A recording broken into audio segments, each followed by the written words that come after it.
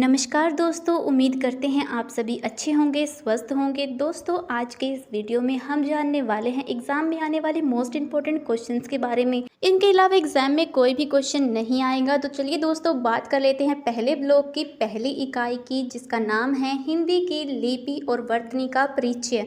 इस इकाई में 3 ही मोस्ट इंपॉर्टेंट क्वेश्चन रहने वाले हैं। भाषा में लिपि का क्या महत्व है, देवनागरी लिपि क्या है, वर्तनी के नियमों के बारे में बताएं। ये मोस्ट इंपॉर्टेंट क्वेश्चन है। इन तीनों में से कोई भी एक क्वेश्चन एग्जाम में हर बार आता ही है, तो इनको अच्छे से प्रिपेयर करना है। सबसे पहले बात कर लेते हैं भाषा और लिपि की। भाषा और लिपि को समझने के लिए सबसे पहले भाषा को समझना ज़रूरी है। जैसे कि मैं आपके सामने नहीं हूँ, फिर भी लगता है कि आपसे बात हो रही है और आप मेरी बात को समझ भी पा रहे हैं। तो क्या कभी सोचा है कि यह कैसे हो पा रहा है? यह भाषा के माध्यम से होता है। भाषा के लिखित रूप को हम पढ़ सकते हैं, उच्चारित रूप को हम सुन सकते हैं, जिसके माध्यम से हम शब्दों के अर्थ को समझ सकते हैं। उदाहरण के लिए हम किसी भी भाषा को ले सकते हैं, हिंदी, उर्दू, तमिल भाषा। जैसे कि हम सभी हिंदी भाषा बोलते और लिखते हैं, इन दोनों के माध्यम से ही हम एक दूसरे से अपने विचारों का आदान प्रदान करते हैं। जो बातें हम मौखिक या उच्चारित रूप में कर सकते हैं, उन्हें हम लेखन द्वारा भी प्रकट कर सकते हैं। लिपि के माध्यम से हम उच्चारित भाषा को कागज़ पर उतार सकते हैं। इस तरह हम भाषा को लिखित रूप में लिपि द्वारा प्रकट करते हैं तथा मौखिक रूप में उच्चारण द्वारा प्रकट करते हैं। लिपि और उच्चारण भाषा के 2 मूल तत्व हैं। इसके माध्यम से ही हम अपने विचारों की अभिव्यक्ति करते हैं। इस बुक के अनुसार हम लिपि के बारे में इकाई 1 में जानेंगे और इकाई 2 हमारी उच्चारण के बारे में है। अब हम जान लेते हैं लिपि के बारे में। लिपि का भाषा में महत्व जानने से पहले हमें भाषा और लिपि के बारे में जानना ज़रूरी है। भाषा का लिखित रूप जो इस समय हम पढ़ पा रहे हैं, आपके सामने छपे हुए ये अक्षर जो आप पढ़ पा रहे हैं, यह लिपि द्वारा ही लिखे गए हैं। अपने विचारों को लिखित रूप में प्रकट करने के लिए हमें किसी न किसी लिपि की आवश्यकता पड़ती है। जैसे कि मैं आपके सामने नहीं हूँ, फिर भी ऐसा लगता है कि आपसे बात हो रही है और आप मेरी बात को समझ भी पा रहे हैं, तो यह भाषा के कारण ही होता है। यह भाषा का उच्चारित रूप है।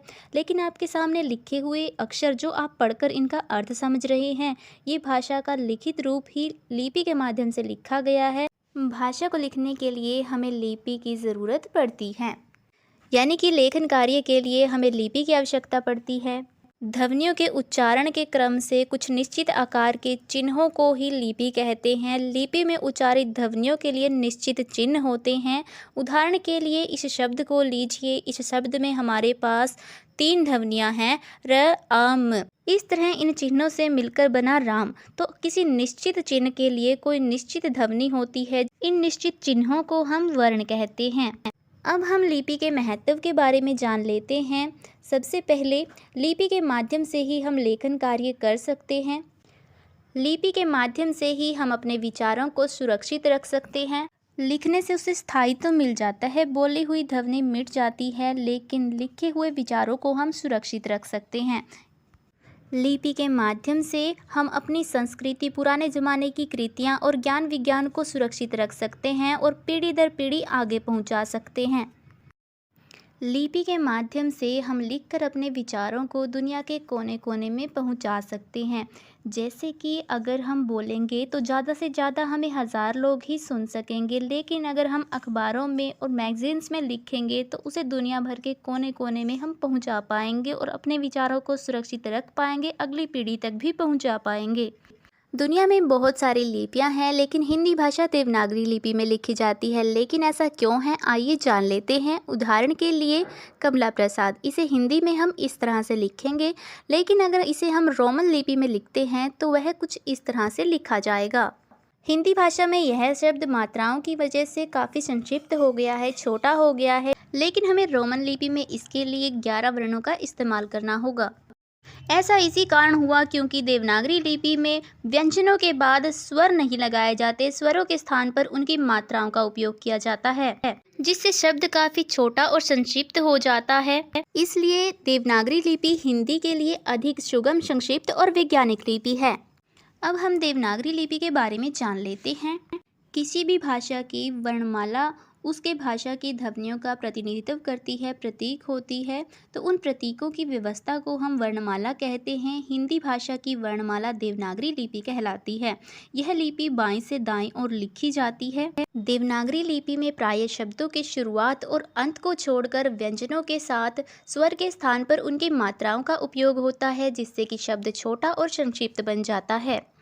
हिंदी का क्षेत्र अत्यंत विशाल है, इस कारण कुछ वर्णों को लिखने में विविधता होती है, अलग अलग तरीके से लिखते हैं, लेकिन इसके मुद्रण में भी कठिनाई आती है, लोगों को सीखने सिखाने में भी कठिनाई आती है। आज कंप्यूटर के माध्यम से शब्दों का संयोजन किया जाता है, पहले यही काम टाइपराइटरों से किया जाता था। दोनों ही स्थितियों में मानक वर्णों का इस्तेमाल करना अनिवार्य है, तभी भाषा में एकरूपता आएगी।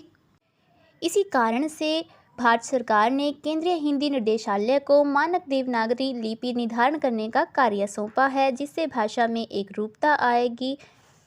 हिंदी लिपि की वर्णमाला कुछ इस प्रकार से है और इसे ही हम देवनागरी लिपि कहते हैं। अब हम लेखन की कुछ कठिनाइयों की बात करेंगे, जैसे कि कुछ इन शब्दों को देखिए। इन शब्दों को लिखना काफ़ी कठिन है, कुछ लोग तो इन्हें पढ़ भी नहीं पाते, लेकिन इसमें चिंता की कोई बात नहीं है। ये वर्ण अब छपाई में कम होते जा रहे हैं। पहले की पुस्तकों में ये शब्द ज़्यादा छपते थे, लेकिन आधुनिक छपाई की मशीनों में इनके छपने की गुंजाइश बहुत कम है। ये संयुक्त शब्द होते हैं जिन्हें दो शब्दों के मेल से बनाया जाता है। ये शब्द कुछ इस प्रकार से हैं। सबसे पहले रै से बनने वाले संयुक्त वर्णों के बारे में जान लीजिए। ये कुछ इस तरह से बनते हैं। इस तरह से हम रै का उपयोग करते हैं हिंदी वर्णमाला में। दूसरा रूल आ जाता है खड़ी पाई वाले अक्षरों का, जिनके पीछे एक लिखा होता है वो है खड़ी पाई वाले अक्षर। इनका खड़ी पाई को हटा दिया जाता है और अक्षर संयुक्त बन जाता है। तीसरे रूल में आ जाते हैं पूंछ वाले अक्षर, यानी कि क और फ। इनको लिखने के लिए इन्हें पीछे से थोड़ा सा काट दिया जाता है और संयुक्त अक्षर बना दिया जाता है। अब अंत में आ जाते हैं बचे हुए अक्षर। इन अक्षरों को संयुक्त बनाने के लिए वही पहले वाला रूल, हलंत लगाकर इनको आधा कर दिया जाता है, जिससे कुछ ना पढ़े जाने वाले अक्षर बन जाते हैं। अब हम वर्तनी के सरलीकरण के कुछ नियमों के बारे में जान लेते हैं। वर्तनी के सरलीकरण की प्रक्रिया के संबंध में हम एक उदाहरण लेते हैं। आप इस उदाहरण को देखिए। इस उदाहरण में सभी को हम एक जैसा ही पढ़ेंगे। इन सभी में लिखने में अंतर है, लेकिन इन सभी का उच्चारण एक समान है। इनके लेखन में विविधता की कठिनाई को दूर करने के लिए, एकरूपता लाने के लिए हिंदी निर्देशालय ने सलाह दी है कि पांचवें वर्ण को उसी वर्ग के पहले 4 वर्णों से पहले अनुस्वार दिखाया जाएगा, यानी कि अंक की बिंदी में दिखाया जाएगा। यानी कि 5वें वर्ण को लिखने की बजाय उसके स्थान पर बिंदी का उपयोग किया जाएगा। अब कुछ उदाहरणों को देख लीजिए जो पहले कुछ इस तरह से लिखे जाते थे, लेकिन अभी मानक रूप में इस तरह से लिखे जाते हैं। इसी तरह से कुछ अन्य उदाहरण देख लीजिए जो अन्य नासिक व्यंजनों के साथ आते हैं।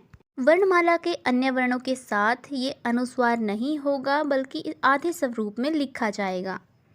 उदाहरण के लिए इन कुछ उदाहरणों को देख सकते हैं। अब हम जान लेते हैं वर्तनी के नियमों के बारे में। इसमें सबसे इम्पोर्टेंट क्वेश्चन यही रहने वाला है। शब्दों का लिखित रूप उसकी वर्तनी कहलाता है। वर्तनी गलत होने पर शब्दों का अर्थ भी बदल जाता है। अधिकतर लोग वर्तनी की गलतियां करते हैं।